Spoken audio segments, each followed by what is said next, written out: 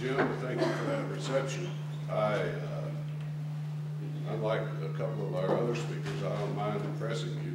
I've got 30 years experience as a bankruptcy lawyer to recommend me for that.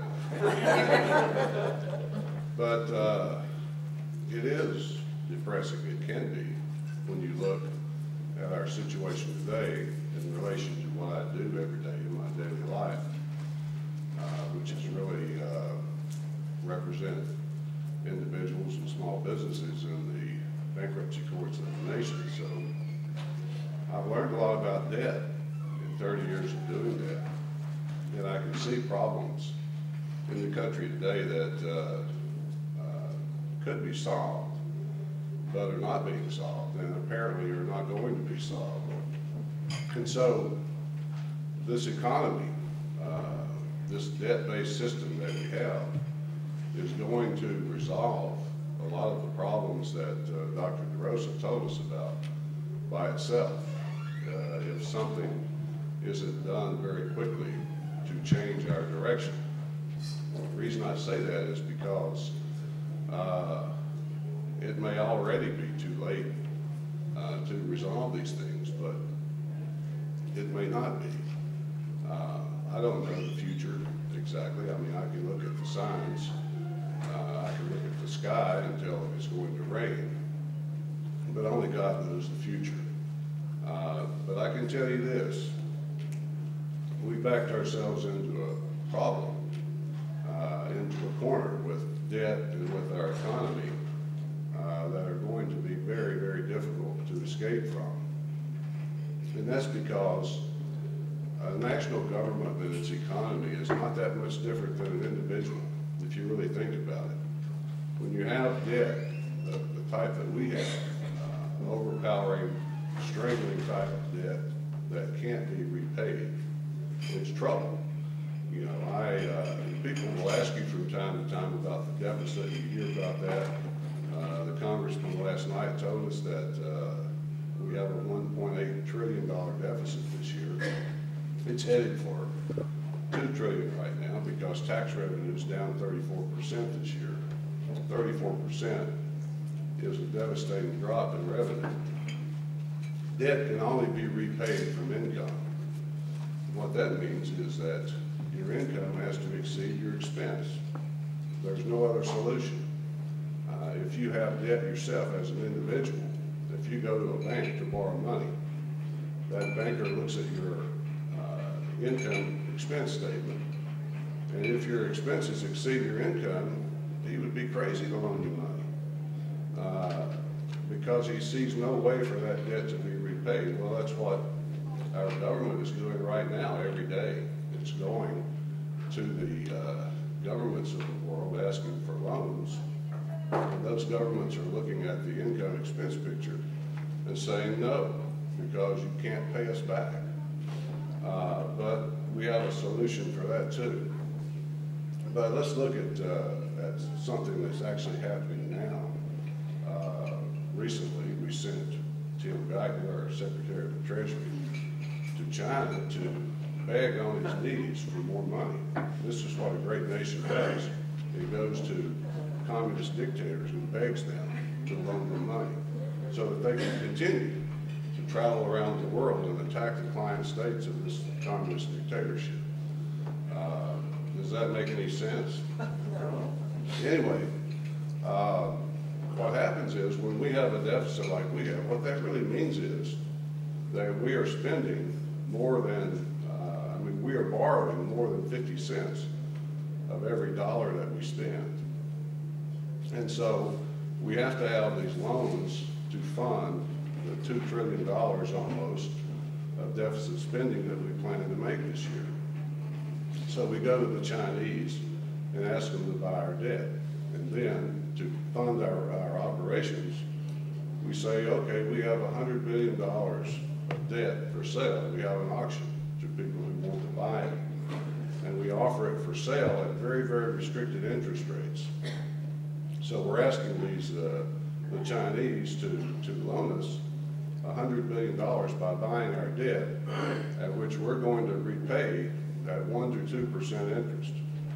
Actually, that's the interest rate we repay because we can really never repay the debt because our expenses exceed our income. So let's look at it from the Chinese perspective as to exactly what we're asking them to do.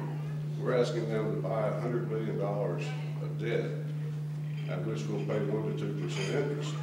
Now there's a 6% Chinese rate of inflation, and the dollar has lost 15% of its value this year. So, you know, if you were a lender, what would you think about that formula? So what that really adds up to, according to the Wall Street Journal, is that the Chinese have lost $270 billion this year by trading on our debt. It's a formula that they can't tolerate for very long, so they're not tolerating it. There's a reason why we want interest rates to be so low in these transactions. And that's because we're trying desperately to inflate our currency and debase our currency. Why would we do that?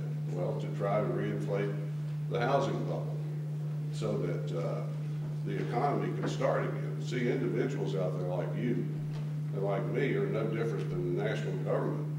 In that regard, we have so much debt we can't buy anything. We can't charge anything else. And so 1 in 5 of our homes now are underwater, our mortgages. In other words, we owe more on the mortgage than the house is worth. So we can't refinance or borrow any more money to keep this economy going.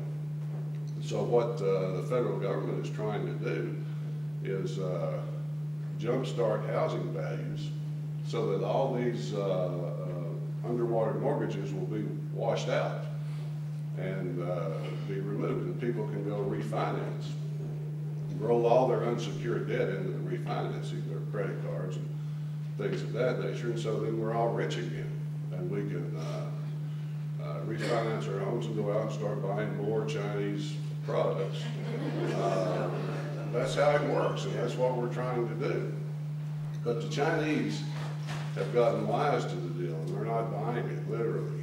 The last time we sold debt in May, here we had a debt auction. There were $59 billion that they refused to buy. And so the Fed, the Federal Reserve, simply steps in and monetizes that debt or buys it themselves.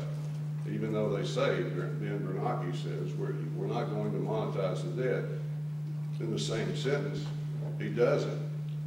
So what that means for us is that we tell the Chinese, okay, if you won't buy our debt, we'll buy it ourselves and just continue to march. So in effect, what we're doing is borrowing money from ourselves so that we can repay it later with interest to these bankers who lend it to us. It's a good deal for them, I suppose. But what it really tells the Chinese too is that all of the dollars that we hold are going to be reducing in value very quickly. And they're very concerned about that. It's going to debase our currency and destroy the value of the dollar.